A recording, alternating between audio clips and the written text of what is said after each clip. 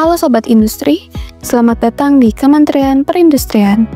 Video ini merupakan tata cara pengisian pelaporan triwulan genap tahap produksi untuk industri kecil. Pertama, buka siinas.kemenperin.go.id.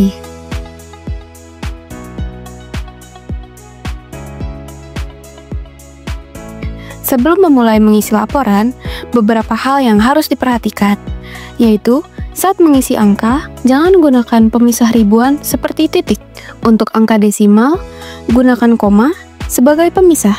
Saat mengisi nama produk, jangan gunakan simbol atau karakter khusus seperti simbol berikut. Lalu login menggunakan username dan password yang sudah terdaftar.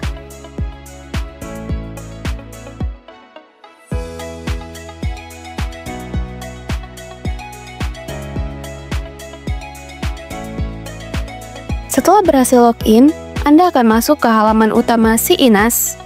Di bagian atas, cari dan klik menu e-reporting. Pilih opsi laporan industri tahap produksi untuk mulai mengisi laporan triwulan.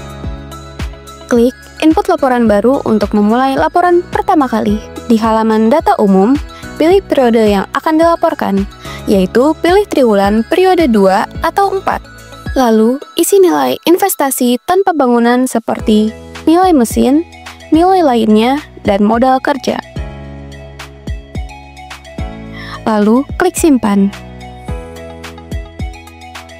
Jika perusahaan menggunakan jasa maklon atau menyediakan jasa maklon, centang opsi yang sesuai. Lalu, klik simpan. Selanjutnya, isi data khusus. Isi nama dari pemilik usaha yang nanti namanya akan dicantumkan pada surat pernyataan sebagai penandatangan surat tersebut. Pilih jenis kelamin dan tingkat pendidikan. Jika sudah, klik simpan dan lanjut ke tahap berikutnya. Setelah itu, isi bagian kapasitas produksi. Klik input kapasitas produksi. Pilih KBLI sesuai dengan NIB perusahaan Anda. Isi produk, pilih satuan asli produk yang digunakan, isi kapasitas produk dalam satuan asli, dan kapasitas produk dalam satuan standar kilogram. Jika KBLI-nya adalah jasa industri, maka satuan standar adalah rupiah.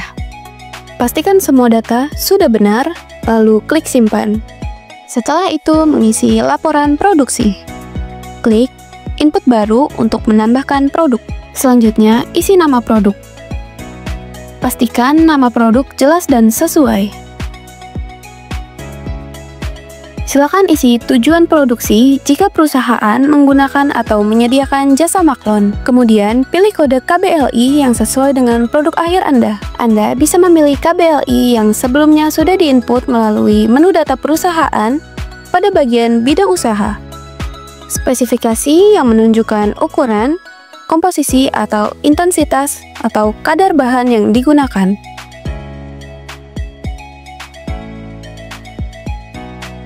Pilih satuan asli.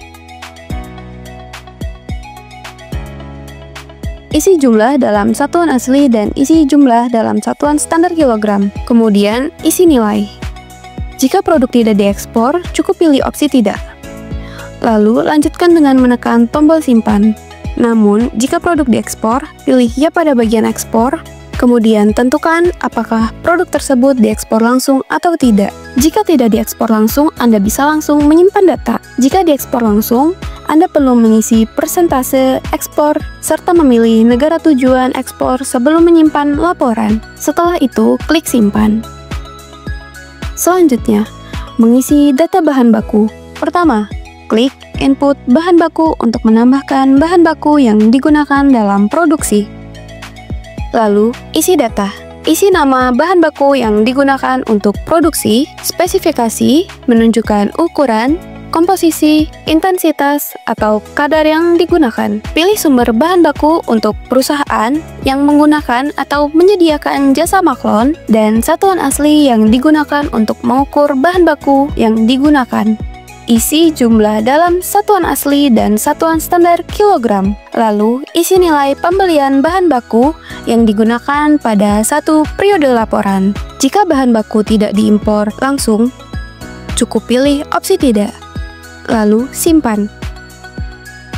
Apabila tidak ada bahan baku yang diperoleh dari dalam negeri, maka jumlah dan nilai dapat diisi dengan angka 0. Pilih opsi ya pada kolom pertanyaan. Jangan lupa untuk mengisi jumlah bahan baku yang digunakan dalam satuan asli dan isi satuan standar kilogram, serta mengisi nilai pembelian dan negara asal bahan baku tersebut. Setelah semua data terisi dengan benar, klik simpan. Sekarang kita akan masuk ke bagian investasi. Pada bagian ini, Anda diminta untuk mengisi informasi terkait nilai tanah dan bangunan. Apabila tanah dan bangunan tempat produksi bukan merupakan milik sendiri, maka nilai tanah dan bangunan dapat diisi dengan angka 0. Jangan lupa untuk klik tombol simpan setelah memastikan data sudah sesuai. Selanjutnya, masuk ke bagian tenaga kerja. Pada halaman tenaga kerja, Anda akan melihat tabel untuk mengisi jumlah pekerja berdasarkan jenis kelamin dan status kerja, baik dalam produksi maupun bidang lainnya. Jika tidak ada tenaga kerja pada kategori tertentu, cukup isi angka 0. Selanjutnya, isi jumlah pekerja yang memiliki sertifikat standar kompetensi kerja nasional Indonesia atau SKKNI dan yang memiliki sertifikat standar kompetensi selain SKKNI. Jika tidak ada, Anda bisa mengisi dengan angka 0. Setelah semua data terisi, klik tombol simpan. Selanjutnya, mengisi air baku. Pada halaman air baku, pilih jenis air yang digunakan. Anda bisa memilih air tanah, perusahaan penyediaan air, air permukaan. Jika Anda menggunakan salah satu atau lebih dari satu, pilih iya. Jika tidak, pilih tidak. Setelah selesai, klik simpan. Lalu, lanjutkan ke halaman penggunaan bahan bakar.